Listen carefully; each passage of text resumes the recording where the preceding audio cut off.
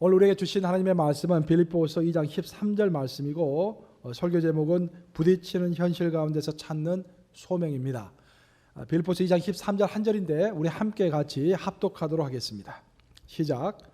너희 안에서 행하시는 이는 하나님이시니 자기의 기쁘신 뜻을 위하여 너에게 소원을 두고 행하게 하시나니. 살아계신 하나님의 말씀입니다.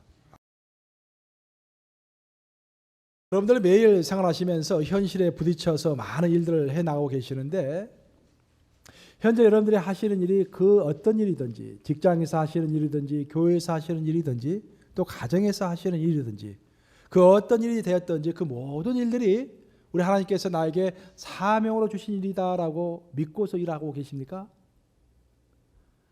또 그것이 사명이 되어가지고 하는 일마다 항상 감사함으로 감당하고 계십니까?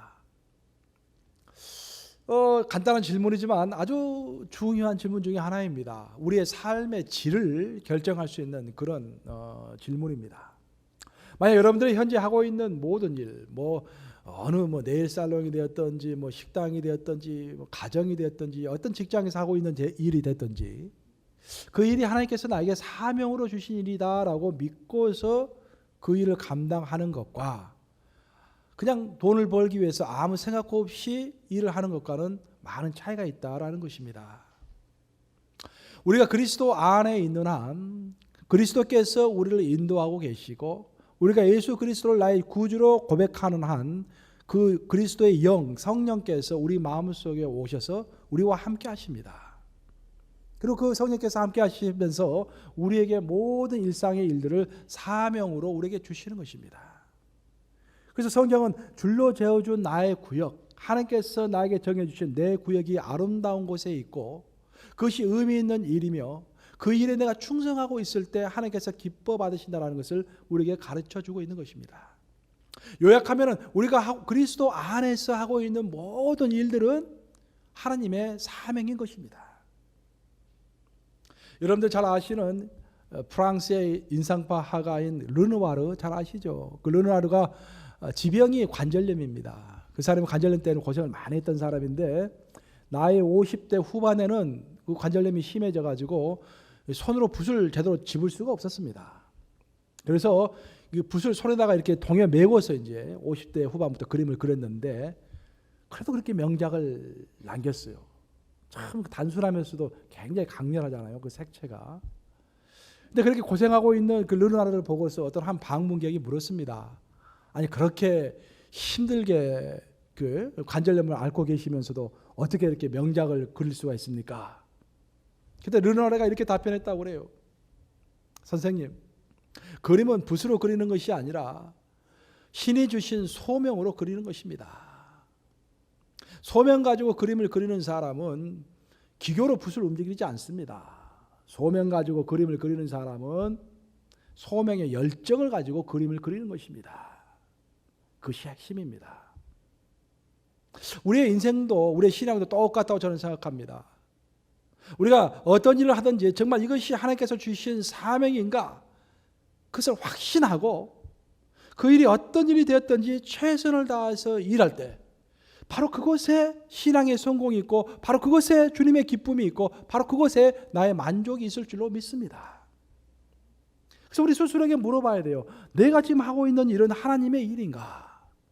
그것을 여러분들이 확신할 수 없으면 기도하면서 하나님께 물어봐야 합니다. 주님, 이것이 주님께서 진정 내가 해야 할 일이라고 생각하십니까? 내가 일하고 있는 이 직장이 진정 주님께서 주시고 주님께서 기뻐하시는 일입니까? 그것이 아니걸랑 거둬가시고 나를 바꾸시고 그것이걸랑 정말 진정으로 기뻐하면서 일하시도록 저를 붙들어 주시옵소서. 우리가 인생을 살다 보면은요, 어떨 때는 뭔지 모르는데 그 안개가 뿌옇게 낀 것처럼 이게 권태가 찾아옵니다. 그걸 게으름을 피우고 싶어요. 뭔가 열정이 사라져 버립니다. 잘못된 것은 아무것도 없는데 그냥 어떤 액티브하지 않고 그냥 무기력해지는 것을 그렇게 느끼는 것입니다. 그래서 여러분은 어떻게 하시겠습니까? 가끔씩 우리는 그렇게 합니다. 내 마음을 다스려 가지고 내가 부지런히 열심히 해야지. 스스로에게 다짐을 하곤 합니다. 하지만 그것만으로 부족할 때가 참 많습니다. 내 삶에서 찾아오는 권태, 무기력 그런 것들을 내 마음만 다짐한다고 해서 되는 것이 아닙니다. 가장 근본적으로는 내 스스로에게 물어봐야 합니다. 내가 현재 하고 있는 일을 진정으로 하나님께서 나에게 주신 사명으로 생각하고 있는가? 내 안에 있는 사명의 불꽃을 다시 한번 태워야만이 나의 권태와 나태함을 물리칠 수가 있는 것입니다.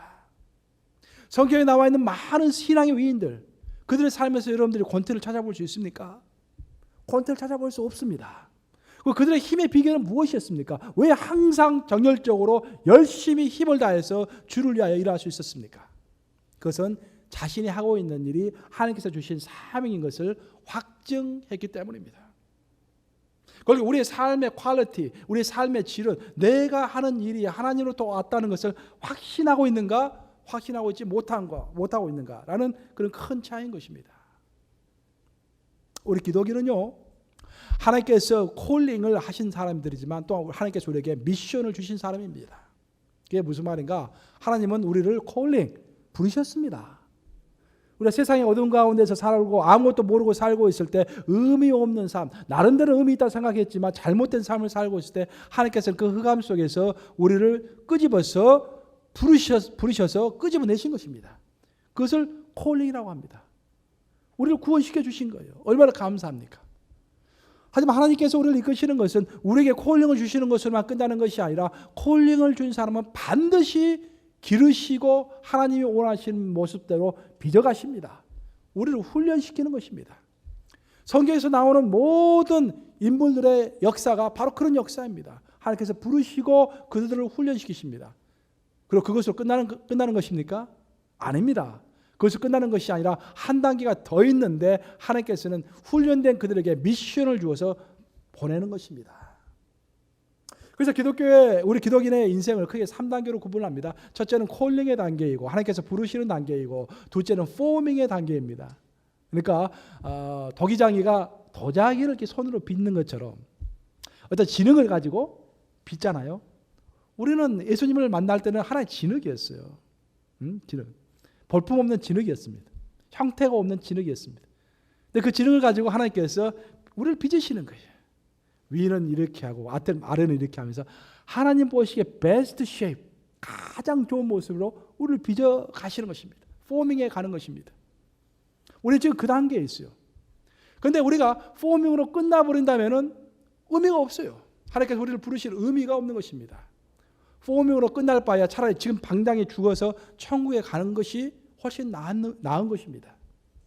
하지만 하나님께서 우리를 천국으로 데려가지 않으시고 이 땅에서 계속 우리를 포밍하는 이유는 그 포밍이 다 끝났을 때, 아니 끝나기 전이라도 하나님께서 우리에게 미션을 주어서 보내는 그 일을 하시기 위해서 우리를 빚어 가시는 것입니다. 결국 크리스찬의 마지막 단계는 하나님께서 우리를 훈련시키셔서 하나님의 특별한 미션을 주셔서 어떤 사명을 주셔서 세상으로 보내는 것입니다. 그런데 오늘날 많은 크리스찬들은 구원받는데 만족하는 성도로 끝나는 성도가 많고, 또 어떤 성도는 구원받고 자기를 성찰하고 내면을 다스리는 것까지를 신앙생활로 생각하는 사람들이 참 많다는 것입니다. 우리가 아무리 내 내면을 잘 다스리고 우리가 아무리 내 인격이 고상해져서 예수 그리스도를 잘 닮아간다고 할지라도 그것으로 끝나면 미완성의 크리스찬인 것입니다. 완성된 크리스찬은 주님께서 부르시고 주님께서 원하신 모습대로 빚으시고 우리를 훈련을 잘 시키셔가지고 마지막에 미션을 줘서 세상으로 보내는 것입니다. 예수님께서 베드로를 비롯한 12제자를 12제자를 그 양육하셨던 그 절차가, 그 프로세스가 바로 이 세 가지입니다. 베드로는 고기를 잡고 있었어요.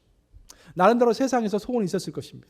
열심히 고기 많이 잡아서 돈 벌어서 돈을 저축해서 집도 한 채 사고 내 아이들 교육도 잘 시키고 좋은 대학도 보내고 1년에 그래도 한 10일 정도는, 한 일주일 정도는 해외여행도 좀 가고, 그런 소박한 꿈을 가지고 나름대로 목표를 가지고 인생을 살고 있었어요. 그런 베드로에게 예수님이 찾아오십니다. 베드로야, 콜링 하시는 거예요. 부르는 거예요. 베드로야, 내가 어떤 소망을 가지고 이 땅을 살아가고 있느냐? 나는 열심히 돈을 벌어서 집도 사고 내 나름대로 큰 플랜을 가지고 살아가고 있습니다. 그러냐? 그 플랜은 내가 보기에 별로 좋지 않은 플랜이다. 내가 훨씬 더 좋은 플랜을 너에게 주마. 너는 고기 잡는 업으로 살고 있는데 이제부터는 나는 너를 사람 낳는 업으로 삼기를 원한다. 라고 분명한 인생의 목표를 그에게 주신 것입니다. 그리고 베드로를 데려왔어요. 이제 너는 나와 함께 동행하는 거다. 예수님께서 베드로를 옆에 데리고 3년 동안 데리고 다니면서 훈련을 시키십니다. 여러 가지 훈련을 시키셨어요. 급한 성격도 다듬으시고 거짓말하는 것도 거짓말 못하는 그런 것들도 고쳐주시고 성경도 가르쳐주시고 훈련합니다. 전인격적인 훈련입니다. 그리고 마지막 예수님께서 3년 후에 하늘로 승천하실 때 예수님께서 하늘로 승천하실 때 마지막으로 준비되어 있는 우리 베드로에게 명령하십니다. 너는 가서 모든 족속으로 제자를 삼아 아버지 아들과 성령의 이름으로 세를 주고 내가 너에게 분부한 모든 것을 가르쳐 지키게 하라. 보라 세상 끝날까지 내가 너와 항상 함께 있으리라. 결국 마지막에는 예수님의 미션을 베드로에게 주면서 예수님은 하늘나라로 올라가셨던 것입니다. 우리도 똑같이 우리를 부르셨습니다. 제가 세상에 가는 큰 나름대로 포부를 가지고 열심히 활동하고 있을 때 주님께서 나에게 말씀하셨어요. 참 흥미로운 것은 주님께서 저를 부르실 때 그런 말씀하셨어요. 아들아, 너는 내가 너를 파타임으로 부른 것이 아니라 풀타임으로 부른 것이다 라는 그런 말씀을 저에게 해주셨습니다. 저는 깜짝 놀랐어요. 저 부르심 치고는 좀 특이하잖아요. 하나님께서 말씀하실 때 하고 싶으신 말씀이 많을 건데 저에게 하셨던 말씀이 난 너를 풀타임으로 불렀다라는 말씀을 하셨어요. 제가 깜짝 놀랐던 게 저는 항상 내 마음속에 그런 것이 있었어요. 나는 이제 내가 떳떳한 직장, 훌륭한 사람이 되고 영향력 있는 사람이 되어서 이 세상에서 큰 영향력을 끼치면서 그래도 교회 일은 열심히 하겠다. 주일날 가서 주일학교 교사도 하고 있는 힘을 다해서 장로가 되어서 교회를 섬기겠다. 그런 생각을 항상 하고 있었어요. 근데 주님은 나한테 말씀하셨어요. 너의 길은 파타임이 아니라 풀타임이다. 너는 목회자가 되어야 한다. 이렇게 말씀하셨어요. 콜링하신과 동시에 저에게 소명을 주신 것입니다. 그리고 그 소명을 주신 이후에 계속 저를 다듬으셨습니다. 지금도 다듬고 계세요.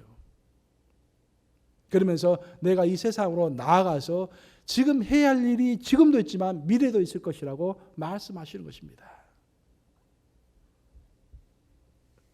예수님의 제자들은 세계 선교라는 확고한 사명이 있었기 때문에 죽는 그날까지 삶의 목적에 대해서 흔들리지 않았습니다. 우리가 왜 흔들립니까, 여러분? 우리가 왜 절망합니까? 우리가 왜 낙담합니까? 첫 번째 원인은 삶의 목표가 명확하지 않기 때문입니다. 그래서 기준이 세상이 되기 때문에 세상이 바뀔 때마다 내가 흔들리는 것입니다. 두 번째는 내가 목표를 세웠다고 할지라도 그리스도 안에서 목표를 세웠다고 할지라도 그 목표가 반드시 이루어질 것이다라는 그런 확신이 없기 때문입니다. 오늘 본문은 그런 우리의 갈등과 고민에 관한 해답을 주고 있는 그런 대목입니다. 결국 미리 말씀드리면 우리가 갖고 있는 소원이 또 비전이 하나님께로부터 온 것이라면 그 일이 성취되는 것도 하나님께서 책임지신다는 것입니다. 그래서 진정한 크리스찬은 미래를 걱정하지 않습니다. 진정한 크리스찬은 오늘 성실히 하나님 안에서 열심히 일할 뿐입니다. 일이 이루어지고 이루어지지 않는 것, 내가 높아지고 내가 낮아지는 것 모두 하나님 손에 달려있는 것입니다.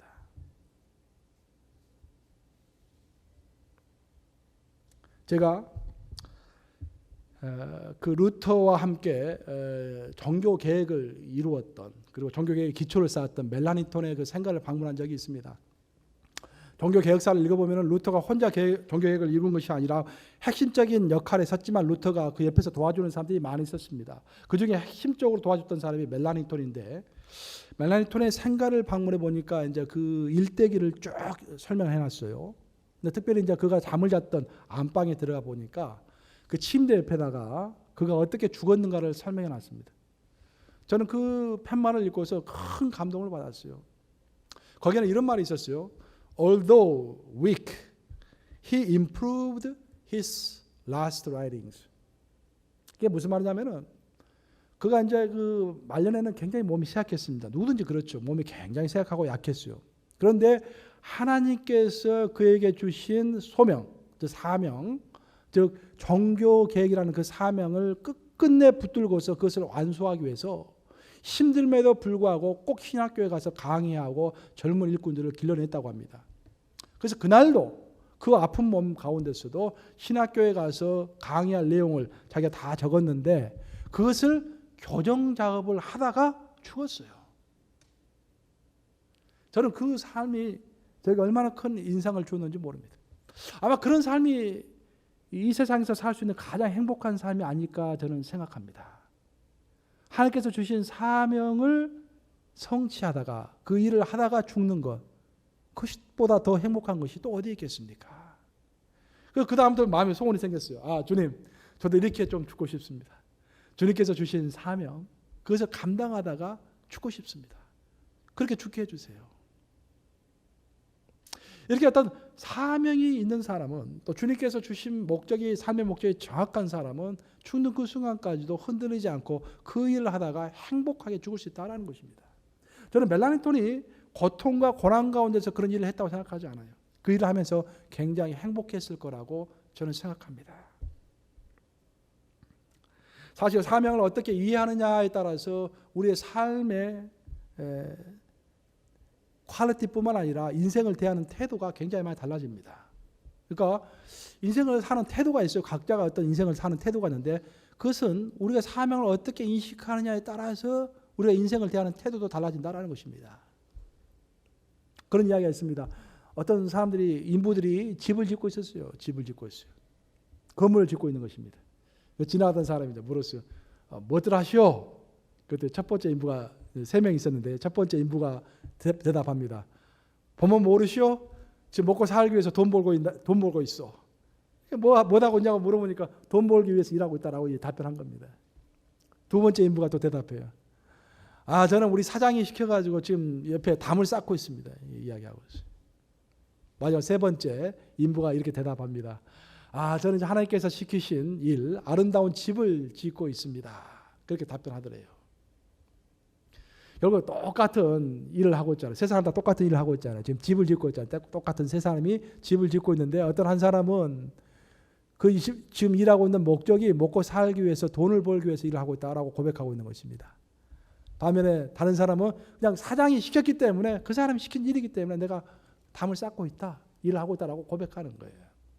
반면에 나머지 한 사람은 내가 하나님의 일을 지금 하고 있습니다라고 고백하는 것입니다. 여기서 한번 우리 스스로에게 한번 물어보십시다. 여러분은 어떠세요? 여러분들은 지금 직장에서 일도 하시고 또 교회에서도 여러 가지 봉사하시고 여러 가지 나름대로 일을 하시는데 여러분은 어떤 태도로 일하십니까? 첫 번째, 먹고 살기 위해서, 돈을 벌기 위해서 일을 하고 있습니다. 두 번째, 내 사장이, 내 상관이 시켜서 일을 하고 있습니다.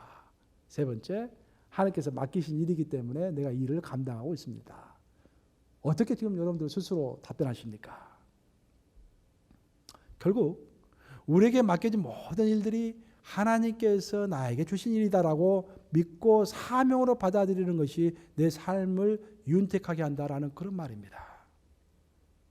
저는 목회 초년명 시절에 그런 일이 있었어요. 목회 초년명 시절에 교회도 성도도 많지 않고 교회 활동도 많지 않고, 그래서 어느 순간부터 그런 마음이 들었어요. 아, 지금 목회는 미래에 더 큰 목회를 하기 위한 준비 과정이다라는 그런 생각을 하게 되었어요.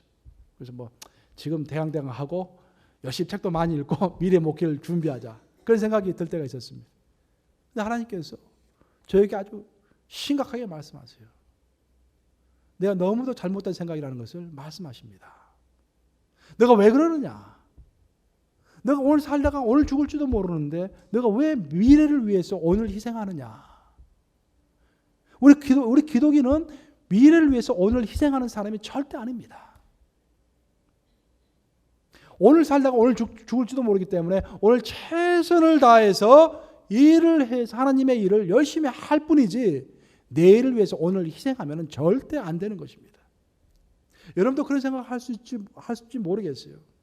직장에서 일을 하면서도 내가 이것을 잠시 마지못해서 미래의 더 큰 발전을 위해서 잠시 하는 일이다라고 생각할지도 모르겠습니다. 근데 성경에서는 그것이 아니라고 말씀하시는 거예요. 이 어리석은 자야, 내일 너가 곳간에 많은 곡식이 있다고 할지라도 하나님께서 오늘 너의 생명을 가져갈 줄 너희가 알지 못하느냐. 그래서 우리가 하고 있는 모든 일을 물어봐야 돼요. 하나님, 진정 하나님께서 나에게 주신 사명으로 주신 일입니까? 그러면 내가 이것을 사명으로 알고 있는 힘을 다해서 열심히 하겠습니다. 실제로 그렇게 열심히 하셔야 한다라는 것입니다. 제가 이번에 러시아 선교를 가면서 참 러시아 선교 많이 느끼고 많이 배우고 또 많은 감동이 있었습니다. 이번에 아주 좋았어요.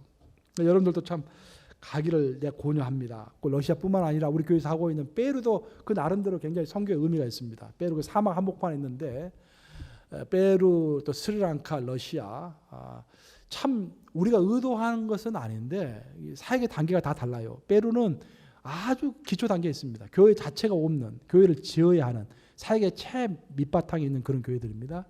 그리고 러시아는 약간 그 위에 있어요. 이제 교회들은 대부분 건축되어 있고 그들을 좀 양육하는 단계에 있습니다. 스리랑카는 굉장히 셀다운 돼가지고 그 선교사님이 스리랑카에 있는 전체에 영향을 그 나라 전체에 영향을 미치기 위해서 이 말씀 사역 같은 걸 목회자들 모아가지고 말씀 사역을 하는 그런 상당히 성숙한 단계에 있는 그런 사역입니다. 나름대로 다 묘미가 있어요. 그래서 한 군데씩 여러분들 가보면 좋겠는데, 하여튼 이번에 그 러시아에 가서 제가 보고 느낀 것을 좀 짤막하게 이야기를 하면은 그 러시아 사람들이 굉장히 그 이중적이에요. 보니까 이중적이라는 말은 뭐냐면은 그들의 표정이 없습니다. 러시아 사람들이 가서 보면은 전부 다 무뚝뚝하게 생겼어요. 그래서 러시아 여자들이 예쁘다고 사람들이 그러는데 저는 예쁜지 잘 모르겠어요. 여자들이 표정이 있어야 좀 예쁜데 이 표정이 없이 무뚝뚝합니다. 이렇게 그 마음속에서 무슨 생각을 하고 있는지도 잘 모르겠어요. 제가 보니까. 근데 조금만 사귀어서 보면은 이 사람들 정이 굉장히 많은 것 같아요. 선물을 줬더니 자기들도 뭐 선물 또 주고 싶어가지고 밤새 내내 뭐 뜨개질도 해서 갖고 오고 하다못해 어떤 돌멩이를 갖고 와요. 이게 뭐냐고 물어봤더니 러시아 돌이니까 이거라도 가져가래요. 이게 마음 아닙니까? 마음 정이잖아요. 그래서 제가 그거 갖고 왔어요. 그리고 우리 스텝 회의 할 때 우리 사역자들에게 이거 선물이라고 이거 받은 선물이라고 줬더니 그래서 무슨 특별한 의미가 있는 거냐고 막 물어봐요. 특별한 의미는 러시아에서 갖고 온 돌멩이다 이게. 정이 있는 사람들이에요. 이 정이. 근데 이 사람들 가만히 보니까 그 좋은 그 정적인 면, 감동적인 면 그것을 발전시켜야 하는데 지난 70년 동안 그 공산주의 치하에 있으면서 그 좋은 면을 발전시키기보다는 그 무뚝뚝하고 그 인액티브한 면, 활동적이지 비활동적인 면 그런 면들이 많이 발달되어 있는 거예요. 예를 들어 보면은 그 사람들은 어떤 급한 일이 벌어져도 상부에서 지시하지 않으면 리더가 지시하지 않으면 움직이질 않아요. 위에서 지시해야 움직입니다. 그래서 그 나라에서 큰 부정부패가 일어나고 그 일전에는 그 야당 지도자가 그냥 다리를 건너다가 죽었잖아요. 총살로 누가 총을 쏴서 죽었잖아요. 큰일 아닙니까? 야당의 지도자가 그렇게 길거리에서 죽으면은 그러면 국민들이 들고 일어나고 그래야 하는데 가만히 있어요, 전부 다. 그러려니 하고 있는 거예요, 사람들이. 그래서 제가 그들을 보면서 러시아 사람들에게 가장 필요한 것이 지금 뭘까? 내 마음에 스쳤던 것이 사실 오늘 설교가 그때 이제 생각한 건데 그거예요. 뭐냐면은 이들이 사명의식을 갖는 겁니다. 저희 어떤 사명의식이 없기 때문에 굉장히 수동적이에요, 사람들이. 위에서 시키는 대로만 하는 것입니다. 근데 그 사명의식이 그들 마음속으로 들어가면은 굉장히 활동적이 될 것 같아요. 러시아 사람들뿐만 아니라 여러분들도 마찬가지입니다.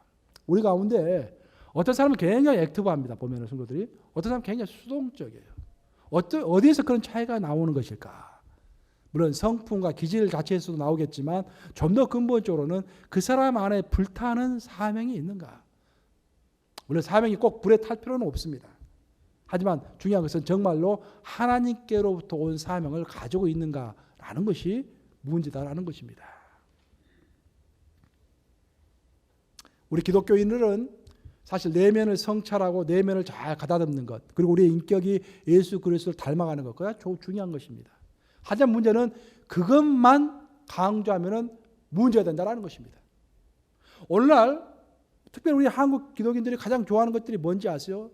내적 치유라든지 인격 성숙이라든지 성령의 열매라든지 책방에 한번 가보세요. 전부 그런 책입니다. 근데 미국에 있는 기독교 서점에 한번 가보세요. 책의 거의 절반 상당히 많은 책들은요 사회에 관한 관심입니다. 결국 우리가 내적으로 성숙해서 성숙한 크리스찬이 되면은 그 결과가 뭐냐라는 거예요. 그 결과는 주님의 뜻대로 사명을 가지고 이 온 땅이 하나님의 땅이 되도록 해 나가는 거예요. 그래서 결국 요약하면은 우리 지금 우리 한국 사람들의 주된 크리스찬의 관심은 나예요, 나. 내가 좀 더 만족을 얻고 평안하고 예수님처럼 되는 것, 그것에서 모든 것이 이렇게 포커스가 맞춰져 있습니다. 약간 균형이 깨진 것입니다. 우리 크리스찬은 결국은 나로부터 시작하지만 나를 뛰어넘어서 타인에게 관심을 가져야 할 사람들이다라는 것입니다. 결국 우리가 어떤 성숙, 인격적인 성숙, 신앙의 성숙을 갈망한다면 그 성숙은 어떤 사명을 위한 성숙이 되어야 한다라는 것입니다. 사명을 목적으로 하는 그런 성숙이 돼야 돼요. 성숙만으로 끝나버리면 아닙니다. 그래서 우리 크리스찬들은 3번 태어난다고 하잖아요. 3번. 첫째는 몸으로 태어나는 것입니다. 육신적으로 어머니 배에서 태어나는 거예요. 두 번째로는 세례를 받으면서 하나님의 사람으로 두 번째 태어나는 것입니다. born again 하는 것이에요. born again 하는 거예요. 하나님의 사람으로. 하지만 이 2번으로 끝나버리면 문제가 돼요. 세 번째 한 번 더 태어나야 하는데 세 번째는 사명으로 다시 거듭나는 것입니다. 여러분 어때요? 여러분 몇 번 태어나셨어요? 여러분들 한번 물어봐야 돼요. 주님, 나에게 주신 사명이 무엇입니까? 하나님께서 우리를 고난 가운데 있게 하시고 우리를 어떤 인격적으로 성숙하게 하시고 신앙적으로 깊게 하신다면은 그것으로 끝나는 것이 아니라 그것을 통해서 사명을 주시기 위해서 우리를 이렇게 성숙시키는 것입니다. 여러분, 모세가 나이 80이 될 때까지 왜 그렇게 미디안 광야에서 고생했다고 생각하십니까? 단순히 인격 성숙입니까? 또 다니엘은 어떻습니까? 다니엘은 왜 포로의 신분이 돼가지고 그렇게 고생을 했을까요? 또 요셉은 어떻습니까? 요셉은 왜 노예의 신분 또 죄수의 신분이 돼가지고 그렇게 고생했을까요? 바울은 하나님을 만나고 나서도 왜 그렇게 또 많은 사람들의 핍박을 받았을까요? 어떤 사람들은 그렇게 해석을 합니다. 그들이 좀 더 성숙한 사람이 되고 예수님처럼 하나님 닮은 사람이 되게 하기 위해서 하나님께서 그들을 고난 가운데 있게 하셨다. 맞는 해석입니다. 하지만 완벽한 해석이 아닙니다. 그 고난 가운데 있게 하셔서 그들을 성숙시킨 다음에 그들이 사명을 가지고 이스라엘 민족을 구하고 이 땅, 온 땅을 구원하기 위해서 그런 사명을 주시기 위해서 그들을 고난 가운데 있게 하신 것입니다. 그래서 우리도 똑같아요. 우리가 어떤 인생의 고난 가운데 있고 힘든 일이 있을 때 하나님께 물어봐야 돼요. 주님, 이 고난의 의미가 뭡니까? 나에게 어떤 사명을 주시려고 이런 고난을 주시는 것입니까? 내가 현재 감당하고 있는 일들이 내 직장 일이 되었든지 교회 일이 되었든지 하나님께서 나에게 주신 사명 맞습니까? 내가 이것을 잘 감당하고 그 다음 단계는 어떤 사명을 주실 것입니까? 그런 일에 항상 껴있고 물어봐야 한다는 것입니다. 오늘 본문은 결국 사명에 관한 이야기입니다. 오늘 본문 한번 띄워보세요. 오늘 본문 보시면은 크게 3가지를 이야기하고 있어요. 첫째, 너희 안에서 행하시는 일은 하나님이시니라고 말하고 있습니다. 하나님은 누구 안에서? 우리 안에서. 우리의 생각과 양심과 우리의 영혼을 통해서 활동하시는 하나님이시라는 거예요. 하나님께서 계속 우리 안에서 활동하십니다. 두 번째, 자기의 기쁘신 뜻을 위하여 너에게 소원을 두고. 하나님께서 일하시는 방식은 하나님께서 나를 통해서 어떤 일을 하시려면 첫 번째, 하나님이 원하시는 일을 내 마음의 소원으로 갖게 하신다라는 거예요. 하나님은 절대 강압적으로 일을 하지 않습니다. 내가 싫어하는 일을 막 강제로 시키시는 그런 하나님이 아니시라는 거예요. 하나님은 하나님이 나를 어떤 일을 시키려면 그 일에 대해서 나에게 소원을 갖게 하십니다. 교회에서 열심히 봉사하고 싶은 봉사할 일이 있으면 하나님께서는 그 봉사에 관한 소원을 갖게 만드세요. 나로 하여금. 세 번째로는 행하게 하시나니. 이 말은 정확하게 약간 한국어 표현에는 정확한 표현이 아니었는데 그 일을 성취하신다 그런 말이에요. 소원을 주시고 나에게 비전을 주셨으면 그 비전과 목표까지도 하나님께서 함께 하셔서 성취하게 한다라는 것입니다. 결국 오늘 설교 말씀, 본문 말씀을 요약하면은 가장 핵심되는 말은 어떤 특별한 사명의 주체는 우리 사람이 아니라 하나님이라는 것입니다. 하나님께서 우리 가운데서 우리의 마음을 움직이시고 하나님께서 우리에게 소원을 주셔서 비전을 주시고 하나님께서 그 비전을 성취하신다라는 것입니다.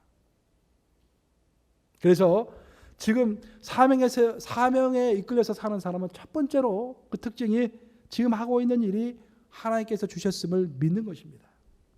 내가 정말 사명의 사람인가 사명의 사람이 아닌가 스스로 한번 알고 싶으시면요 한번 물어보세요.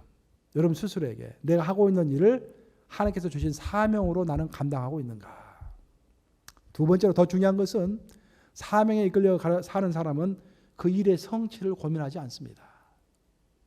우리가 인생이 괴롭고 힘든 이유는 뭐냐면은 내가 현재 하고 있는 내가 계획을 세웠는데 그 계획이 이루어질까 이루어지지 않을까 또 해보니 이루어지지 않을 때 그때 실망과 절망이 나에게 찾아오는 것입니다. 일의 계획을 내가 세웠기 때문에 일의 성취도 내가 고민하는 것입니다. 또 일의 계획을 내가 세웠기 때문에 일이 되지 않았을 때 내가 당황스러운 것입니다. 하지만 오늘 본문에 따르면 그 일의 계획도 하나님께서 주시는 것이고 주신 하나님께서 마지막도 책임지신다라는 것입니다. 그래서 사명에 이끌려 사는 사람은 내일 일을 걱정하지 않아요.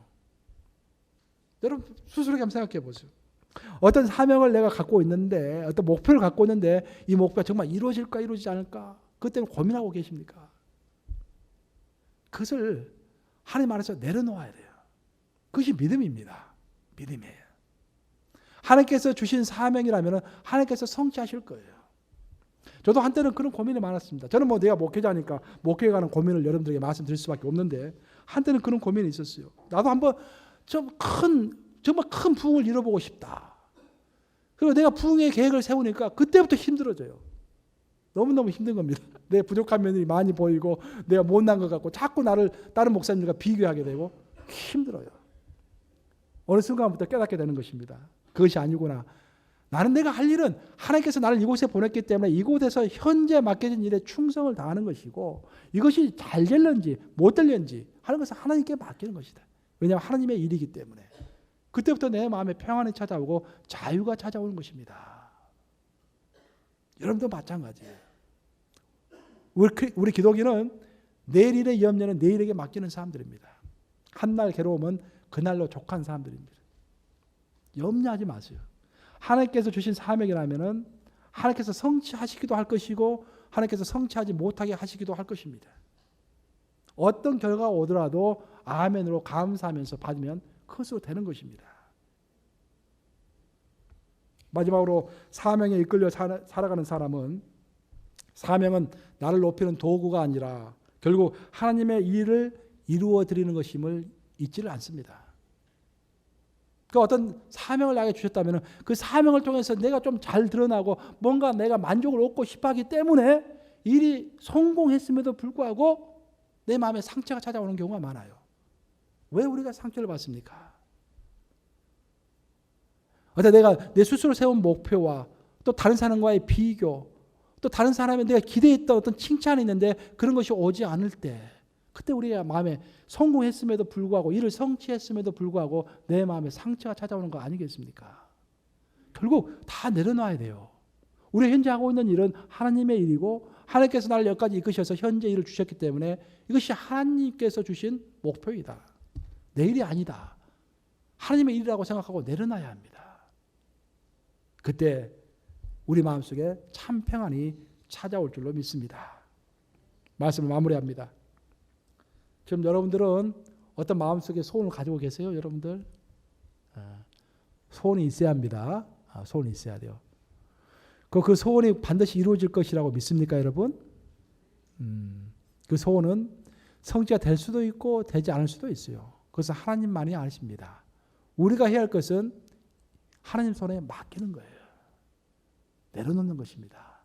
그럼 하나님께서 원하시는 방식대로 이루기도 하시고 이루지 않게도 하실 것입니다. 그리고 우리는 염려하지 않는 것입니다. 내 마음의 주인은 내가 아니라 우리 하나님이십니다.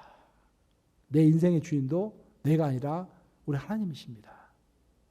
하지만 우리가 꼭 기억하고서 고백해야 할 것은 뭐냐면 내 비전과 내 계획과 내 사명도 그 주인이 내가 아니라 하나님이라는 것입니다. 내 인생에서 여러분 어떤 계획을 세우고 계십니까? 어떤 사명을 받았습니까? 그 사명이 여러분의 것이 아니라 하나님의 것인 것입니다. 저는 우리 모든 교회 성도들이 그것을 믿고서 지금 현재 여러분들이 감당하고 있는 일을 기쁨으로 받으시기를 축원합니다. 항상 감사함으로 받으세요. 하나님께서 나에게 주신 사명이기 때문에 그것을 열심히 하시기 바랍니다. 그리고 그 일이 이루어질까 이루어지지 않을까 고민하지 마시기 바랍니다. 너무 숫자에 연연하지 마시기 바랍니다. 결국 하나님께서 이루실 일이라면 이루실 것이고 아니라면 아닌 것입니다. 우리는 단지 오늘 맡기신 사명에 충성하면 되는 것입니다. 이 말씀 믿으시면서 항상 주님께서 주신 현재의 일 감사함으로 기쁨으로 감당하시는 여러분들, 또 그것을 미래 또 다른 나에게 소망을 주시고 또 다른 계획을 주실 것을 기대하는 여러분들 되시기를 우리 주님의 이름으로 축복합니다.